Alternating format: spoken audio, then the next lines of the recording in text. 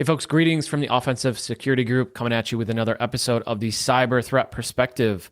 Today we have the illustrious Tyler Roberts on the show today. This is like a reunion kind of thing. You haven't been on the podcast in a while, I don't think. Yeah, it's been a few weeks. It has been a few weeks. Been a few weeks, but Tyler's been grinding away on engagements, picking up the slack because, if I'm doing all the podcasts, somebody's got to do all the pen testing. Yeah, I'll trade you. Right?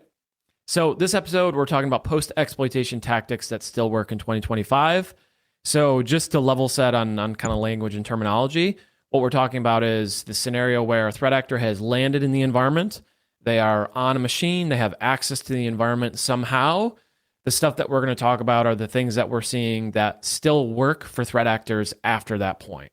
So once they've already gotten in, what are the things that they're doing that is working and is effective for them? Now, this comes directly from a couple sources. One is our own internal pen tests, right? So we do internal assume breach pen tests, which means we're on your endpoint with a valid account in your environment, and we see what we can get to. So because we're on your endpoint, we're afforded certain luxuries like access to file shares and things like that we'll get into, but we're afforded some different luxuries that you wouldn't necessarily have if you were coming at the network from an unauthenticated standpoint, right? Like if you threw a Dropbox in the network, like a Kali box kind of thing. So there's an important distinction there. The other area where this, information comes from is threat intel reports. So outfits like the DFIR report, like Mandiant, Microsoft, Unit 42, all the big threat intel firms and outlets, a lot of this information comes from that as well, in terms of what are threat actors doing in these investigations that we know of. So that's where this is coming from. So I'm excited to get into it. Anything to preface, Tyler, before we jump into the first section? I don't think so. Sweet. So credential access. So this is the first area, right? So imagine the scenario. We land on a box. We're a threat actor, right?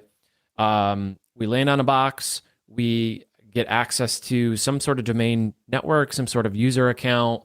The next thing that we're probably going to try to do, or the next big thing that we're trying to do as a threat actor, is we want to ultimately probably ransom the environment, get access to backups, maybe delete the backups, or make them irrecoverable. So we need access to do that. So we need some sort of administrative access, usually in the environment, maybe access to a service account or something like that, domain admin, whatever. So that's the first big thing that threat actors are going to be after is access credentials. And one of my favorite places to look, and one of threat actors' favorite places to look, are file shares, SharePoint, other document repositories. If you're a law firm, document management systems. In IT, a lot of times you have ticketing systems or wikis. These are all great sources of kind of credential discovery for threat actors. And we've found a number of things on file shares that we'll get more into, and some that I'm going to share and some Tyler will share. But this is the first kind of thing that is working for threat actors. It's file shares, SharePoint, all the document repositories, and finding credential files in there. Yeah, I feel like it's the number one weakest point of people, because what people want to do is make it easy to remember, hey, I have 3 different accounts I need to use. There's a service account I need to check up on.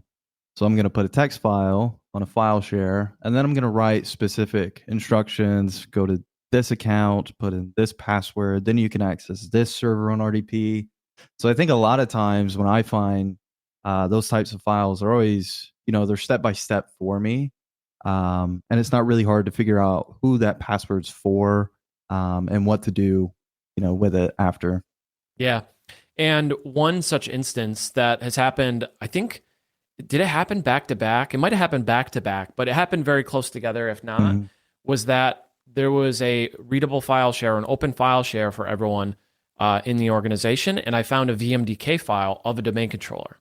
So VMDK is a virtual machine disk image file. And essentially is just the virtual machine. It's the whole computer. It's a whole operating system, right? It's the file system. It's everything packaged into a nice file.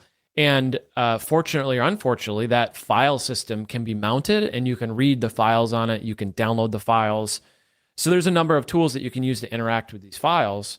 So on these pen tests, I just opened up that VMDK. I downloaded the ntds.dit file, which is the database that holds all of the credentials for the domain.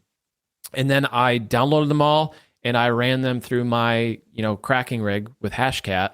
And in both cases, I think I cracked like 20+% of all of the passwords in these domains. And we're talking like thousands of users, right? So thousands of users environment, cracking 20% of them is quite significant. So that was just as a result of an admin putting a backup file there that they meant to remove. In the debrief call, we were talking about it. It's like, yeah, we meant to remove that. That was just meant to be a temporary storage location, and then we forgot. And that's a lot of times how these things happen. Mm-hmm.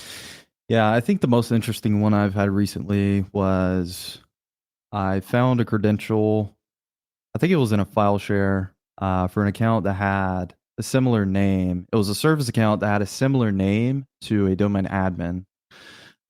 So service account and then human name, and then the domain admin's name was the same human name. And turns out they were both reusing that password. It was a super, super weak password too. So reuse of that password from service account, domain admin account, just from snooping around, finding information, and just light testing. It wasn't a super complex attack to get that level of access. Yeah, and that's the danger of password reuse, right? Is especially with service accounts, we see it quite a bit. You set up a service account, and it's just easier to have to remember one password than 17 passwords for all your service accounts. So IT admins commonly will reuse those. So that's one of our techniques on internal pen tests, and same with threat actors, right? If they get a credential, they're going to try to use it in other places. The next kind of area of credential access type stuff that we see threat actors still using and still being successful with is Kerberoasting. Kerberoasting is maybe one of the more popular techniques. Like if you see defer report or threat intel reports, Kerberoasting is in there a lot of times. And the downfall here really is just weak passwords. We talked about it a little bit already, but service accounts, just by nature of how they work, are Kerberoastable. Like it's just how Microsoft works. It's how the Kerberos process works. So it's really important that those service accounts have strong passwords. And many times, when we Kerberoast accounts, we will get one or two accounts that have a weak password, and then we'll try to use that password and reuse it in other places. But Kerberoasting is definitely one of the ones that's a prominent show up in threat intel reports, and especially on internal pen tests. I feel like Kerberoasting is such a quick and easy win. Especially when you see, service accounts within domain admin or administrative groups, which I'd say is probably 80-90% of our engagements. Yep. There's at least one account that has to be in a domain admin group for, things like backups or other things like that. So being able to Kerberoast that account and have a chance just through that one activity, and then password cracking to get domain admin level access, it's just such a quick and easy win. It's one of those things you can do it and then set your cracking rig up and then go on to your next techniques. So I feel like it's really, really efficient too, which, is probably why it's one of the more popular techniques. Yeah, for sure. And another really efficient one is ESC1, which is an Active Directory Certificate Services issue. And ESC1 is a misconfigured certificate template that essentially allows any authenticated user or domain user to impersonate any other user in the domain. So the worst case scenario is, threat actor gets in, they've got a domain user account, they use this ESC1 misconfiguration to impersonate a domain admin. And then they can authenticate as that domain admin, they can log into DC, they can DC sync or whatever else they want to do. And that's probably the most dangerous one that we see. It's the most dangerous ADCS privilege escalation flaw. And it's also the easiest to abuse, wouldn't you say, Tyler? Yeah, I mean, it's a two-step I guess three-step: load up, certify, get a .pim, convert it, and then pass a ticket with Rubius. Yep. Add yourself domain admins, and then your persistence is already set up in that way. So that's a super easy technique to do. It's an easy, quick win for us on internal pen tests. I personally love using Locksmith. Shout out Jake Hildreth and Spencer Alessi for that. But I love using Locksmith and seeing that because it's just one of those, it's like quick win, and shows a lot of impact to the environment as well. Yep. Yeah. And especially with the certificate stuff, we find that a lot of IT admins have ADCS environments that they've inherited, or that, there's not a ton of experts in PKI, right? Like, admittedly, none of us are experts at PKI. And there's very few experts in the world at PKI. It's one of those things you kind of set up because you need, or you want that internal CA to make certs for your web servers or code signing certificates and things like that. You kind of set it up, but there's a lot of moving parts to it. There's a lot of nuance to it. And, a lot of sysadmins, rightfully so, don't have time to like go in depth and learn about all this stuff. So I always look forward to finding those, because it's a very teachable moment for people who, especially who have not run tools like Locksmith before. So they know, like, oh, we have this issue, but now I can find it again in the future by using this free tool. That right there is a huge win. The next section for credential access is a couple things. SCCM. So we don't see, like, I wouldn't say this happens a ton. Like, we still don't see a lot of organizations using SCCM. But when we do, they're usually using what's called a network access account. And that account usually is over-permissioned or over-privileged incorrectly, right? So the misconception is that network access account needs some sort of privilege rights. It actually doesn't, but that's the mistake that we commonly see.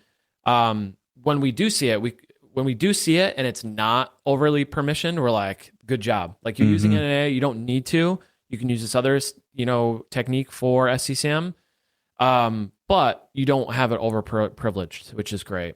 But many times, that can just be obtained once you get local admin. You can dump those credentials, right? Yeah. I think last week I had a pen test with a client, and I was reviewing their admin groups and the users in it. And they had an SCCM account by name in an admin group. So I was like, perfect. Because I knew they had SCCM deployed in the environment. I was like, I'm going to get that. That's their network access account. And then my privileges have just gone up, to an admin level in this environment. So I loaded up Sharp SCCM and I pulled the network access account, and it was a different account and different name, and it was only a domain user. So shout out to that client. That was awesome to see. Network access account was still in use, so I still got the password, but it didn't give me any additional level of access because I had it configured correctly. So my experience with SCCM has it just being configured correctly, because the client I had before that had SCCM deployed, and they were using machine accounts, like local machine accounts for SCCM instead of network access accounts. Yep. Yeah, it's one of those interesting things that you've seen it mostly configured correctly, and I think I've seen it mostly configured incorrectly. Yep. It's the nuances of internal pen testing, right? Yep. So the last thing in the credential access section I want to mention is browser credentials. So this is not one that we typically abuse on internal pen tests, just by nature of how we do the internal pen tests. A lot of times clients will give us like a newly imaged machine, and not necessarily a machine that was in commission kind of things. Once in a while we strongly urge clients to give us a machine that was in use, right, for obvious reasons. But many times this is like something you'll see in a threat intel report, or you'll see news about info stealers. That's what this is like stealing browser credentials. The main risk here is if your organization is using the built-in browser's password manager. If you're able to get access to that machine, access as that user, local admin access, you're very likely able to capture those credentials. A lot of times, like with Chrome, it's just a SQL database. They are encrypted, so you need administrative rights or access as that user to get access to those. But the browser credentials, browser cookies, things like Teams tokens, those are very, very valuable and useful to a threat actor, even if they've gotten in, right? Because so imagine the scenario where they phished a user, they got in, but they don't have access to anything other than, Microsoft 365 or something. And maybe they have MFA and stuff like that. There might be some cookies or credentials in their browser that allows them to get access to another system or another application or get access to something else that they didn't have initially. So those can be very useful to a threat actor if they're able to get them. And that's a very, very common source for credentials. Yeah, and I think that doesn't just apply for internals. I think that's what we see a lot of time for external, the internal initial access is phishing links to credential theft to internal access. But, even on internal pen testing, you get additional lateral movement, you get additional access, different accounts do that way as well. So one of those techniques that applies in both worlds. Yeah, definitely. So the next section is persistence. So this is just a smaller section because there's just a couple things I wanted to call out. For us on internal pen tests, we typically don't establish like a secondary persistence mechanism because we already have access. That's already kind of a confirmed, validated access point. But on, in real attacks, what threat actors are going to do is they're going to try to install our remote access tool, commonly referred to as a RAT or an RMM. So think of TeamViewer or Atera or AnyDesk, things like that, where it's allows remote unattended access to the machine. So that's very, very common. I was actually speaking to somebody who works in digital forensics today, and they said they were working in an incident where the threat actor deployed multiple RATs or multiple RMM tools. So it was like Atera, it was TeamViewer, and like they deployed multiple just in case, I guess, one of them got caught. They had another one lined up right behind it. So we even see cases where they deploy multiple RMM tools to maintain access to the environment. And then the second thing that we see in threat intel reports is they'll have a scheduled task that kicks off every once in a while that will, run their C2 beacon or run some sort of RAT on the endpoint to maintain access to that machine. Those are the two kind of like common scenarios for persistence.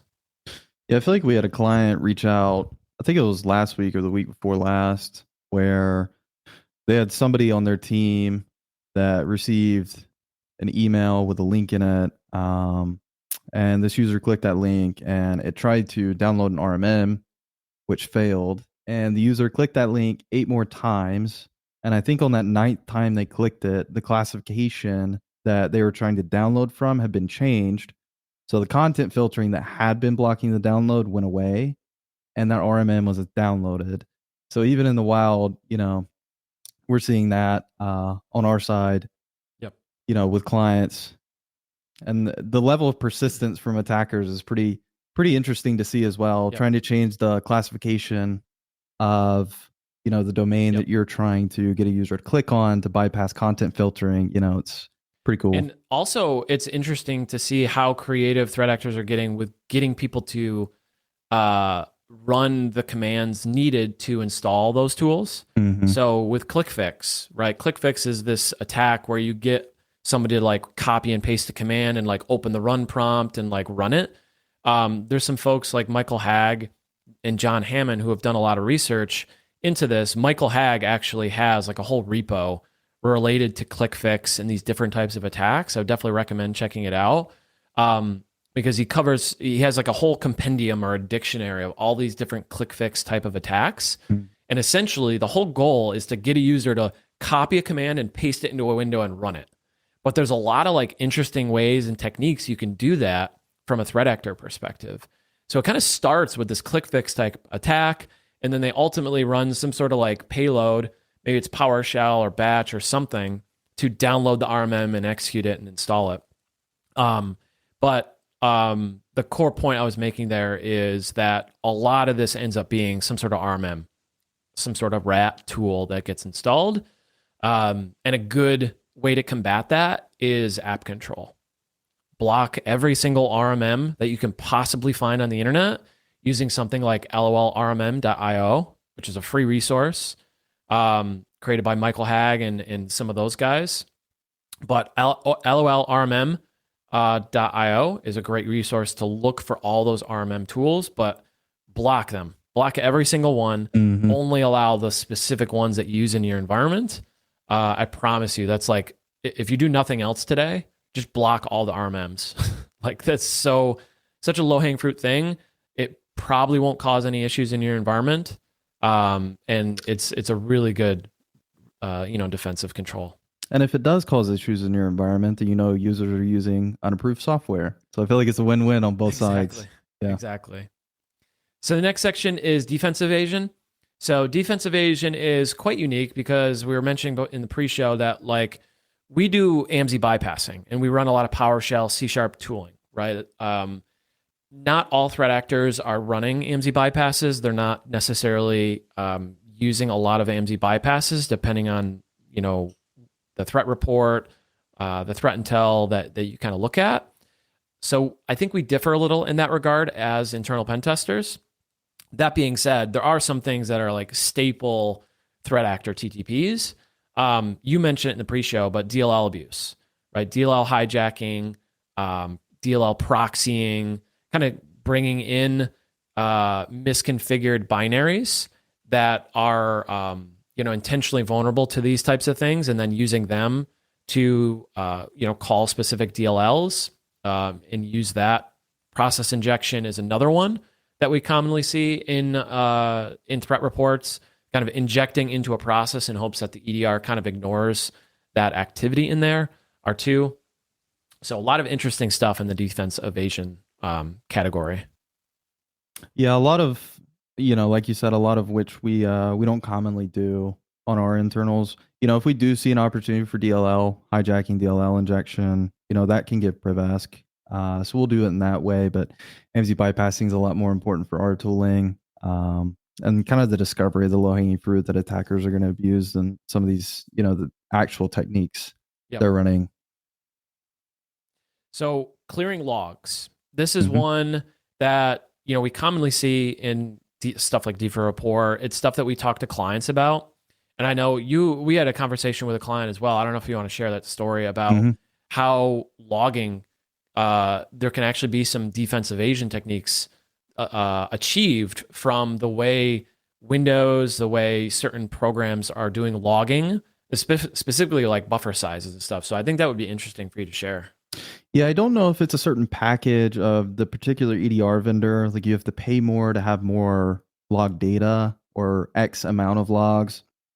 But threat actors have figured out that there was a cap on how many logs could be saved at a single time before logs would start being overwritten.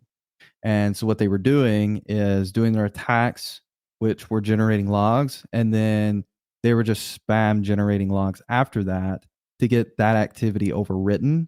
So the actual attack was not formally saved and couldn't be, you couldn't go back and review the activity that was done because the logs that had that activity had been deleted and overwritten.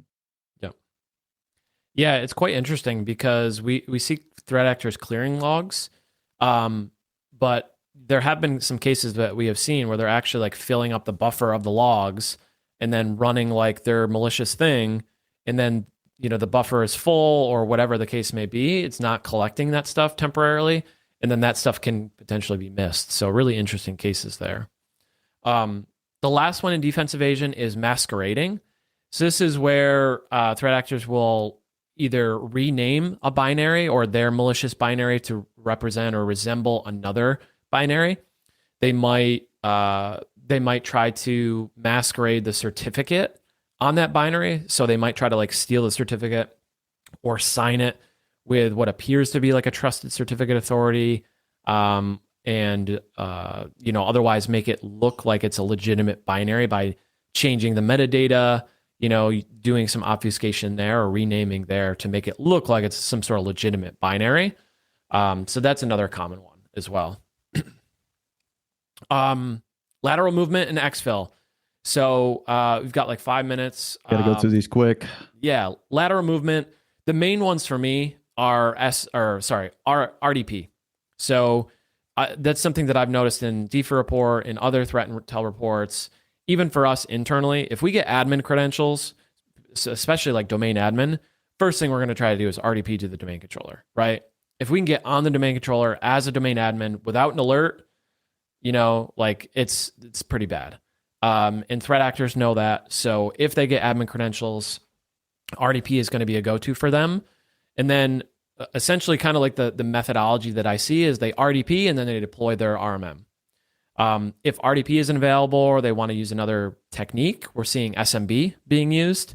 So SMB to like transfer the ransomware payloads, and then they'll use like WMI to execute those on all the machines, kind of thing. So RDP is a big one in my mind. I don't know what your opinions are, Tyler, on internals. Yeah, RDP, PS remoting, kind of for our internal pen tests. Sometimes RDP is disabled. PS remoting can kind of give you that same opportunity. That's one that I've had to use because I got local admin on an engagement, but RDP was not enabled on the box. So PS remoting still allowed me to, have that connection to that machine. Yep. I think is another one for us. And then SMB as well, I think is another big one. Yep. Yeah, the thing with RDP is a lot of folks are now putting MFA on RDP, but then they're mistaken or they forget about the other protocols like SMB and PS remoting, which is WinRM. So that also can be used, and it's enabled by default on servers. If you have local admin, you can PS remote to that box. So if you are putting MFA on RDP, also be mindful of those other protocols. Maybe firewall them, disable them if you don't use them, and that can be a good way to kind of limit, the blast radius, lateral movement should a threat actor get administrative credentials.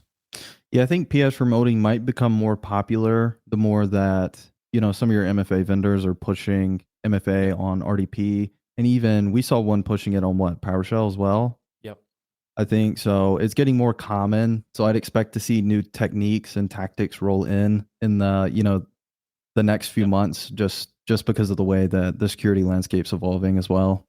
Yeah. The last is exfiltration.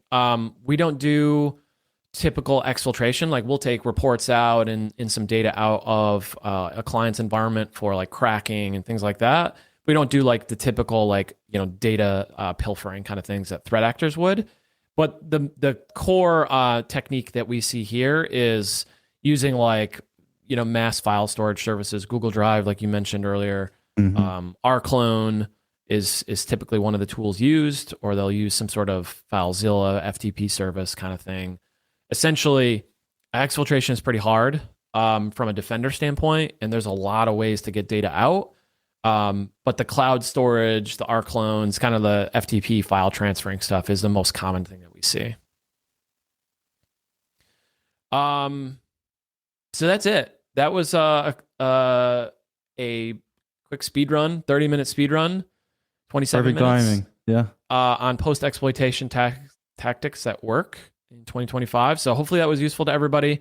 I did forget to throw a call to action in the podcast. So if you enjoyed this, if you would want to take a minute, 30 seconds, a minute to go and rate us or leave us a rating on Spotify or YouTube, Apple Podcasts, wherever you're listening. If you haven't given us a rating, we would super appreciate it. Whatever you think we deserve, give us a like or whatever the podcasting platform likes to show affinity for podcasts. Would be super fun and super appreciated.